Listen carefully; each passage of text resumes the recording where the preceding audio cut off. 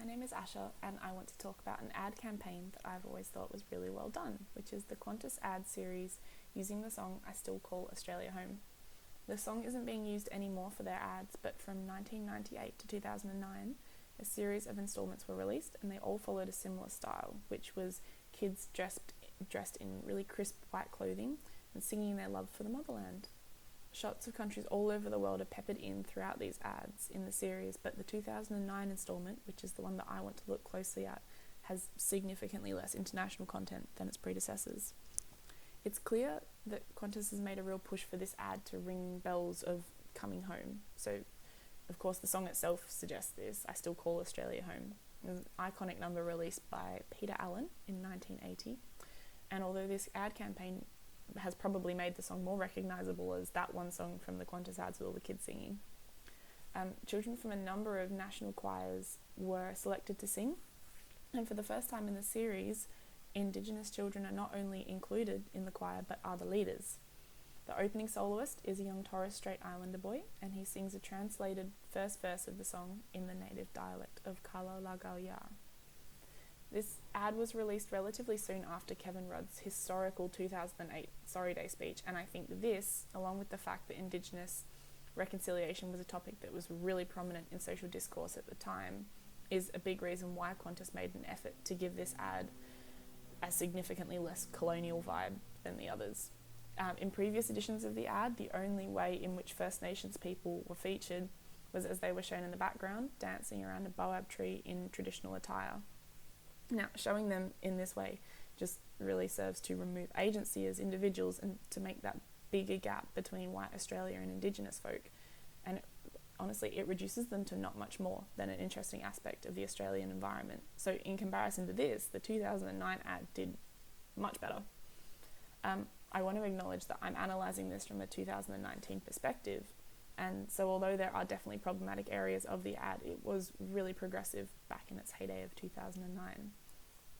Now, I can't speak for a decade ago when the ad was released, but when I checked the official website, there are at least 8 different organisations that Qantas is currently affiliated with, and they're all based around promoting Indigenous reconciliation, which is excellent. Good stuff, Qantas.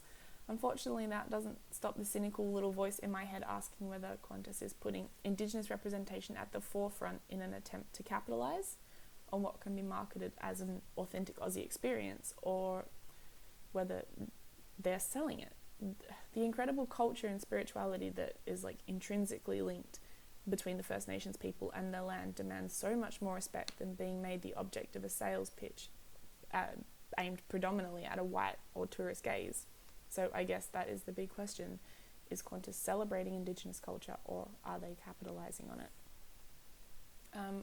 I'm also a little unsure as to whether the song choice was in poor taste or not.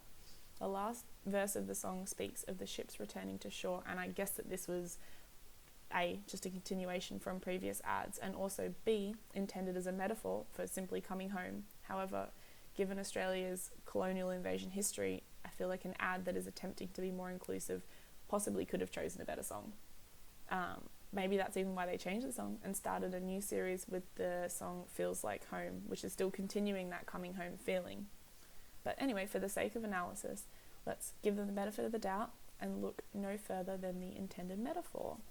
There's something really poignant about the soloist singing out his call for all the Aussie children to come home from all corners of the world. So we can see kids running past recognisable landmarks like the Eiffel Tower back home. Sorry, not the Eiffel Tower coming back home. Cut to the scene of their feet splashing through the water on our shores and running across the beach and greeting one another, and all the hand holding and welcoming between these kids really brings home that sense of togetherness and inclusivity and acceptance of all, regardless of where you've come from. And aside from how well or not this ad has aged over the decade, it's definitely necessary to talk about what we know that Qantas is aiming to sell here. It's marketing Qantas' services on 2 levels, so it's taking Aussies from all over the world and bringing tourists from a global market to us. Australia is undeniably a fantastic tourist destination, and it has the huge attraction of wildlife and abundance of beautiful natural landscapes. We can see snippets of recognisable landmarks in England, China and France, with all the children dressed in the white shirt attire, singing the same song as their counterparts back home. The cutaways to these locations shows the strength of the connection with Australia and these countries. And I also believe that showing these well-travelled children in these far-off lands serves to foster a travel culture in younger Australian families. It could even be inferred, I guess, that these kids stand to represent Australia as a young nation who has already made its mark on the global community. And of course, when I say young nation, I mean in terms of engagement with the international world, because Indigenous Australians are the oldest remaining civilization on Earth. So in that sense, Australia isn't really that young at all. Back to what Qantas is trying to sell us though, these destinations shown all have one thing in common. They're all examples of man-made structures. There's a really stark difference to the footage shown of Australia. There are no cities present, no Sydney Harbour Bridge or Perth Bell Tower. Our natural environment is quite clearly our greatest asset, and Qantas wants to showcase that to the world.